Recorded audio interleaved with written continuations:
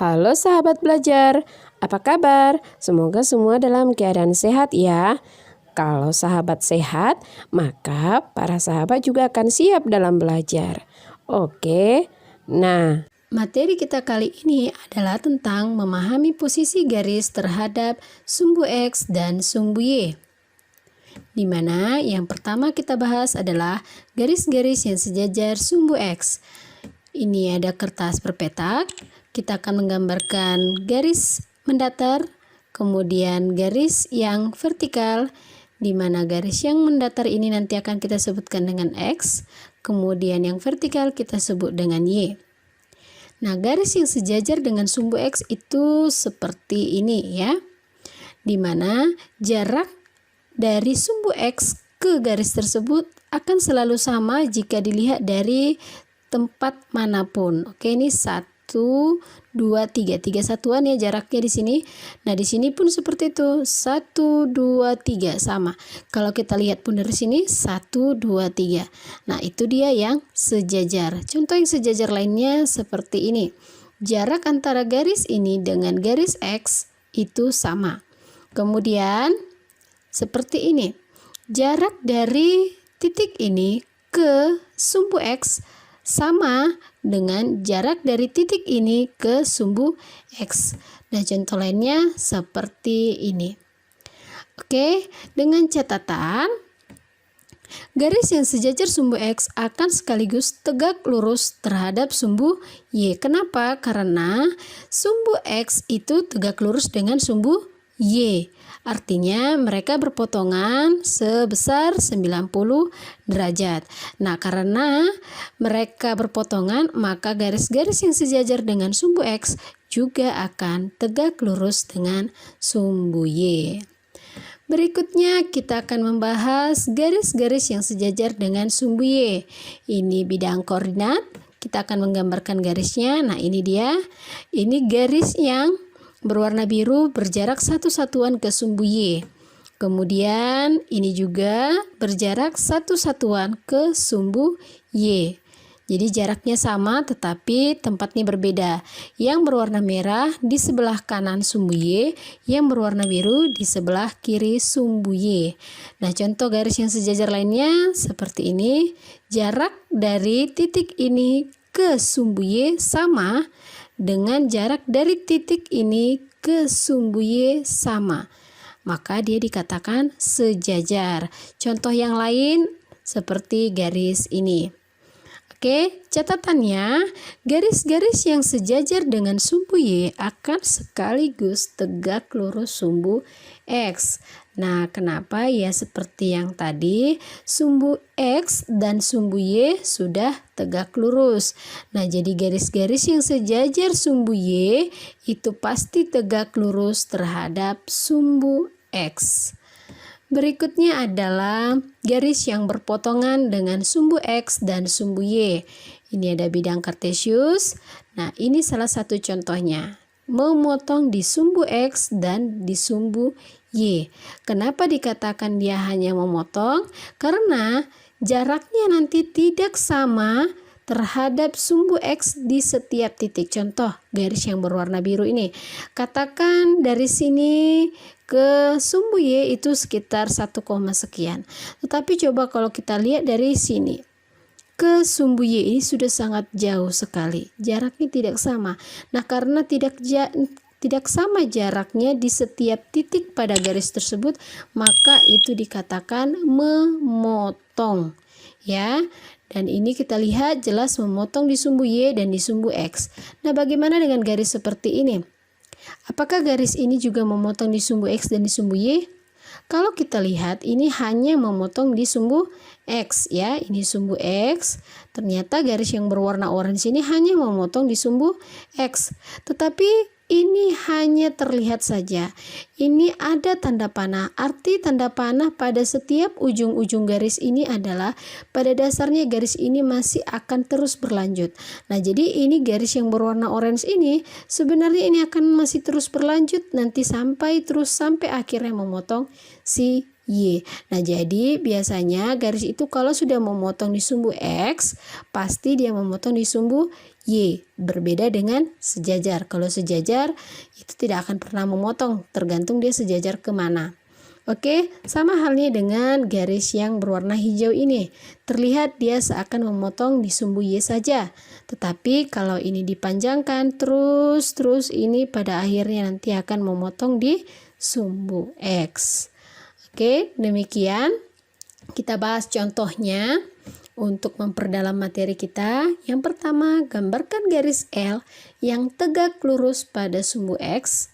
Perhatikan, tegak lurus pada sumbu X, berada di sebelah kanan dan berjarak 5 satuan dari sumbu Y. Oke, kita jawab. Ini ada bidang kartesius. Kita perhatikan, tegak lurus sumbu X. Ini sumbu X ya, sumbu X. Berarti kalau tegak lurusnya nanti harus ya sejajar dengan sumbu Y, berarti dia harus vertikal ya. Kemudian kata-kata berikutnya berada di sebelah kanan, berarti dia akan kita gambarkan sekitar di sini ya. Kemudian berjarak 5 satuan dari sumbu Y. Oke, kita hitung ini sumbu Y ya. Kita buat 1, 2, 3, 4, 5. Berjarak 5 satuan dari sumbu Y. Tidak hanya di sini, kita coba ambil yang arah negatif. 1, 2, 3, 4, 5. Nah, kemudian kita hubungkan. Nah, akan terbentuk sebuah garis. Nah, inilah dia garis yang diminta pada soal. Nah, ini yang kita kasih dengan nama L. Kemudian soal yang nomor 2. Gambarlah garis M yang tegak lurus pada sumbu Y, berada di bawah dan berjarak 4 satuan dari sumbu X. Oke, nah kita jawab. Nah, ini dia bidang koordinatnya. Kita perhatikan garis M yang tegak lurus pada sumbu Y. Garis M yang tegak lurus pada sumbu Y, berarti ini sumbu Y tegak lurus pada sumbu Y, berarti nanti sejajar dengan X ya. Kita akan menggambarkannya sejajar dengan X. Kemudian berada di bawah berarti sekitar sini ya. Oke, berjarak 4 satuan dari sumbu X. Oke, 4 satuan dari sumbu X. 1, 2, 3, 4. Kita ambil sebelah sini lagi. 1, 2, 3, 4.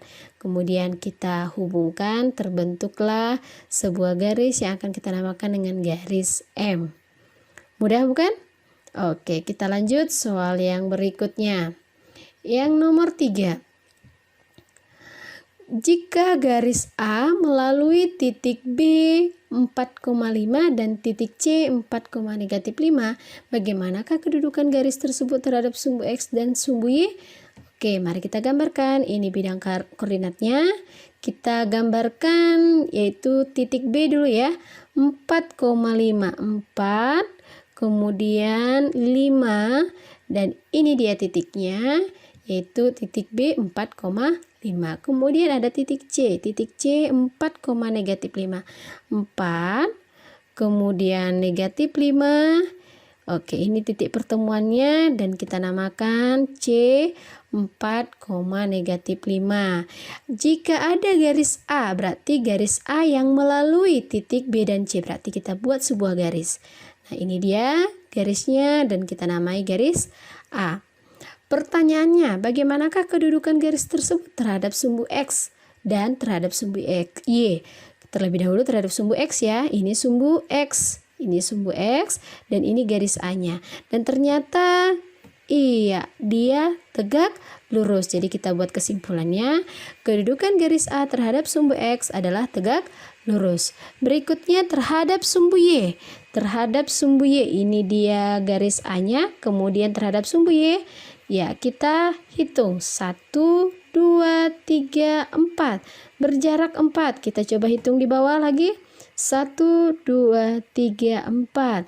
Nah, ternyata garis A berjarak 4 satuan dari sumbu Y, atau kedudukannya adalah sejajar. Kenapa? Karena sama jarak di atas dengan di bawah, yaitu 4 satuan. Oke, sangat mudah bukan? Kita lanjut soal yang nomor 4. yaitu gambarlah garis K yang melalui titik P dan tidak sejajar sumbu X dan sumbu Y. Oke, mari kita gambarkan pada bidang koordinat ini. Titik P negatif 3,5, negatif 3, negatif 5. Oke, ini titiknya kita beri nama titik P negatif 3, negatif 5. Kita akan gambarkan sebuah garis, ya misalkan ini.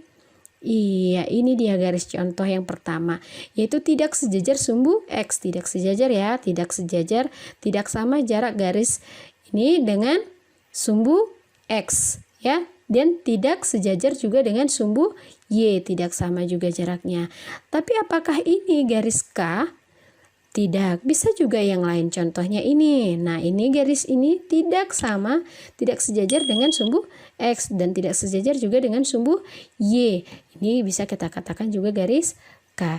Jadi untuk menggambarkan sebuah garis yang tidak sejajar itu bisa banyak ya. Kita tarik garis yang lain, boleh-boleh saja. Oke, kita lanjut soal nomor 5. Perhatikan koordinat kartesius berikut, lalu jawablah pertanyaannya berikut. Oke, kita perhatikan dulu koordinat kartesiusnya. Nah, ini dia, dan ada beberapa garis. Nah, yang A, sebutkan garis-garis yang sejajar dengan sumbu X. Nah, ini sumbu X ya, ini sumbu X. Ini, manakah yang sejajar dengan sumbu X? Iya, yang sejajar adalah O dan N. Oke, kita tuliskan garis yang sejajar sumbu X adalah garis N dan garis O. Kita lanjut yang B. Jarak garis L terhadap sumbu Y adalah yang manakah garis L? Oke, yang berwarna kuning ya. Ini berapakah jarak garis L terhadap sumbu Y? Mari kita hitung. 1, 2, 3, 4, 5, 6, 7, 8, 9. Dan ternyata jaraknya adalah 9 satuan. Oke, kita lanjut yang C. Koordinat titik potong M, garis titik potong garis M dan L adalah yang mana garis M? Ini ya, yang berwarna hijau. Ini, kemudian yang garis L ini yang berwarna kuning, dan titik potongnya ada di sini. Garis titik berapakah itu? Kita lihat ini 9, kemudian ini 2, berarti dia 9,2. Jadi koordinat titik potong garis M dan garis L adalah 9,2. Baik, demikian pelajaran kita hari ini. Semoga bermanfaat bagi para sahabat, dan jangan lupa untuk klik like dan subscribe-nya supaya para sahabat juga segera mendapatkan video-video menarik lainnya pada materi berikutnya. Terima kasih, sampai jumpa lagi.